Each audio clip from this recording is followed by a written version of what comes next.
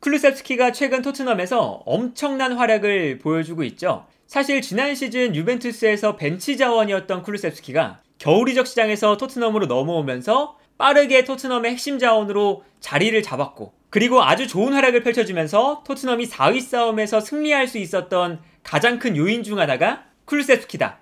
이러한 평가를 들을 정도로 쿨루셉스키가 아주 훌륭한 활약을 펼치고 있는데, 기록으로 봐도 이러한 차이를 확인할 수가 있습니다. 유벤투스 시절에는 55경기에 나와서 5골과 6개의 도움, 11개의 공격 포인트를 기록하면서 90분당 0.36 공격 포인트를 기록을 했었는데, 토트넘에 도착한 이후에는 19경기에서 6골과 9개의 도움, 90분당 1개의 공격 포인트를 기록하고 있습니다. 이 기록은 지난 시즌 손흥민과 케인보다 좋은 기록이었고요. 유벤투스 시절과 토트넘 시절의 이 공격 포인트의 생산량 자체가 확연하게 달라졌기 때문에 기본적으로 유벤투스 시절과 토트넘 시절의 쿨루셉스키는 정말 다른 사람이 됐다 라고 해도 정말 과언이 아닌데, 사실 유벤투스에서 토트넘으로 건너오자마자 쿨루셉스키가 잘했기 때문에 쿨루셉스키의 실력이 그 짧은 시간에 비약적으로 성장을 했다, 이렇게 보기에는 살짝 무리가 있고요. 이 쿨루셉스키의 활약에는 콘테 감독의 영향이 아주 크다고 할 수가 있겠는데, 일단 기본적으로는 쿨루셉스키가 유벤투스에서 키에사나 디발라나 콰드라도나 이런 측면 자원에게 주전 싸움에서 밀리기도 했고, 이제 그러다 보니까 너무 다양한 위치에서 쿨루셉스키가 뛰었습니다. 이 데이터를 보시면 좀 나타나는데, 쿨루셉스키가 지지난 시즌에 굉장히 다양한 위치에서 뛰었어요. 최전방 스트라이커에서 뛰었고요. 공격형 미드필더, 그리고 오른쪽 측면 공격수, 오른쪽 미드필더, 그리고 심지어는 왼쪽 미드필더로도 뛰었습니다. 이렇게 쿨루셉스키가 주전 싸움에 좀 밀리고, 이제 그러다 보니까 여러 위치를 좀 전전하면서 쿨루셉스키의 이 개인적인 폼 자체가 좀 떨어진 것도 있어요. 그리고 일단 유벤투스의 가장 큰 문제점은 공격의 속도가 느리다는 거거든요. 쿨루셉스키는 공간이 넓게 형성되어 있을 때 자신의 드리블 능력을 활용해서 좋은 활약을 펼쳐줄 수 있는 유형의 선수입니다.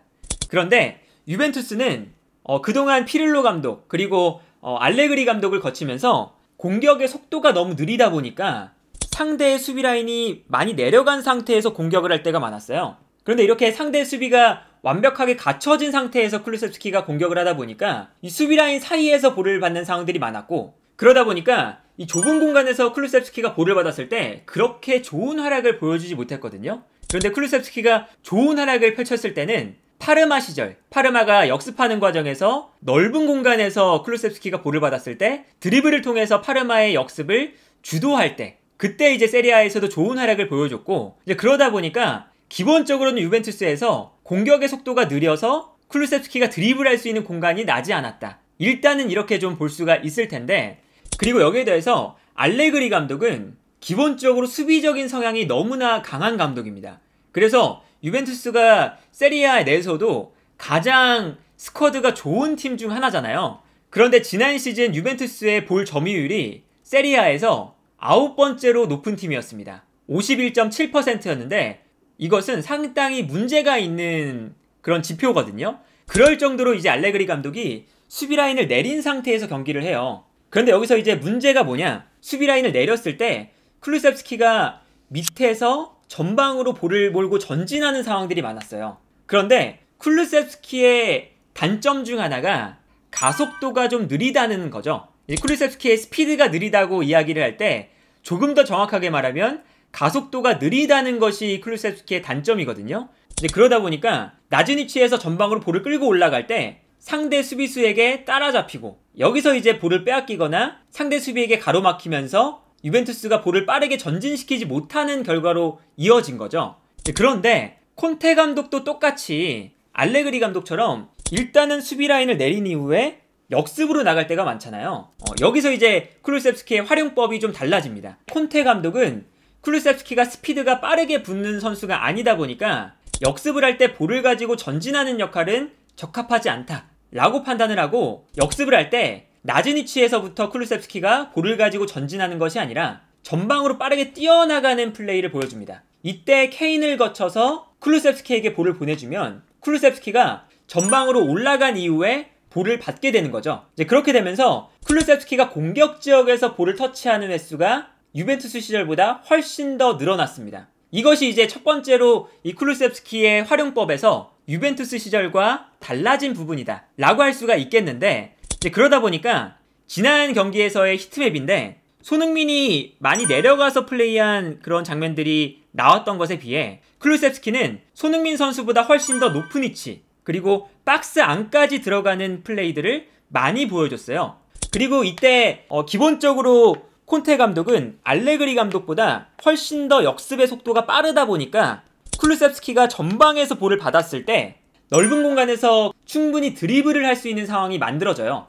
그러다 보니까 쿨루셉스키가 넓은 공간에서 자신의 장기인 드리블을 보여줄 수 있는 상황들이 늘어났고, 그리고 여기에 대해서 자신의 느린 스피드가 부각될 수 있는 상황들 자체가 줄어들기도 했고요. 그래서 여러 가지 요소가 결합되면서 콘테 감독이 기본적으로는 쿨루셉스키를 아주 영리하게 사용하고 있다, 이렇게 좀 볼 수가 있겠는데, 그래서 이제 경기 장면을 보면요, 이러한 모습들을 볼 수가 있습니다. 토트넘이 볼을 끊어내는 장면이거든요. 그런데 이때 재밌는 게 쿨루셉스키가 내려와서 수비 가담을 하고 있다가 토트넘이 볼을 빼앗을 때 볼을 받아주려는 움직임을 가져가는 게 아니라 전방으로 뛰어나가는 움직임을 가져갑니다. 토트넘도 쿨루셉스키에게 볼을 보내주는 게 아니라 기본적으로는 전방에 있는 케인에게 먼저 볼을 보내주게 됩니다. 그래서 이 다음 장면을 보면요, 쿨루셉스키가 전방으로 계속해서 뛰어나가고 있고 이때 케인이 볼을 받아서 쿨루셉스키에게 전달해주는 이러한 플레이가 나오거든요. 그래서 쿨루셉스키가 전방에서 볼을 받게 되면 느린 가속도, 이 문제가 그렇게 노출될 만한 상황이 나오지 않는 거죠. 그래서 기본적으로 콘테 감독이 이 쿨루셉스키를 아주 영리하게 사용하고 있다, 이렇게 볼 수가 있겠고요. 그리고 쿨루셉스키가 지금 콘테 감독의 전술을 아주 잘 이행해주고 있는 것 중에 하나가 공간을 찾아 들어가는 움직임 자체가 매우 뛰어납니다. 그리고 이러한 쿨루셉스키의 좋은 오프더볼 플레이가 토트넘 공격에 아주 큰 도움이 되고 있어요. 그래서 경기 장면을 보면 토트넘이 수비 라인에서 볼을 잡고 있는 상황이거든요. 그런데 쿨루셉스키가 중앙에 있다가 빠르게 비어있는 공간을 향해서 뛰어나가기 시작합니다. 근데 이때 좋았던 게 뭐냐면 케인과 손흥민, 이 두 명의 선수가 압박을 받고 있는 상황인데 이 다음 장면이 어떻게 되냐면 쿨루셉스키가 침투에 들어가고 있으니까 수비수 한 명이 쿨루셉스키를 마크하기 위해 움직였고, 그리고 나머지 한 명의 수비수는 케인을 압박하고 있어요. 이렇게 되다 보니까 상대팀은 순간적으로 손흥민 선수를 압박하는 선수가 없어지게 되는 거죠. 그래서 손흥민 선수가 최전방을 향해서 자유롭게 달려갈 수 있는 상황이 만들어지고, 여기서 이제 패스가 뒤로 연결되면서 손흥민이 아무런 압박 없이 공간으로 침투해 들어갈 수 있는 상황이 만들어지거든요. 그러니까 결과적으로는 이 쿨루셉스키를 마크하는 선수가 쿨루셉스키에게 가지 않고 손흥민 선수를 향해 달려갔으면 손흥민 선수가 자유롭게 달려갈 수 있는 상황이 만들어지지 않을 텐데, 쿨루셉스키가 빈 공간을 찾아서 정말 잘 움직여줬기 때문에 손흥민 선수에게 공간이 발생했다, 이제 이렇게 볼 수가 있는 장면인데요. 이제 이러한 장면처럼 콘테 감독이 쿨루셉스키를 활용하는 과정에서 쿨루셉스키의 위치, 그리고 쿨루셉스키가 후방에서 볼을 가지고 전진하는 것이 아니라 전방에서 볼을 받을 수 있게 역할을 좀 변경을 해주고, 그리고 기본적으로는 유벤투스보다 토트넘의 공격 속도가 빠르다 보니까 쿨루셉스키가 드리블할 수 있는 공간이 발생을 하게 되고, 여기서 이제 쿨루셉스키의 아주 뛰어난 드리블 능력이 발휘가 되고 있고요. 그리고 영리하게 공간을 찾아 들어가는 능력이 아주 뛰어난 선수였기 때문에 지금 토트넘의 전술에서 쿨루셉스키가 아주 훌륭한 활약을 보여주고 있다, 이렇게 좀 볼 수가 있겠고, 콘테 감독이 쿨루셉스키의 장점을 잘 살리고 그리고 단점을 잘 가려주면서 아주 잘 활용하고 있다, 이렇게 볼 수 있지 않을까 합니다.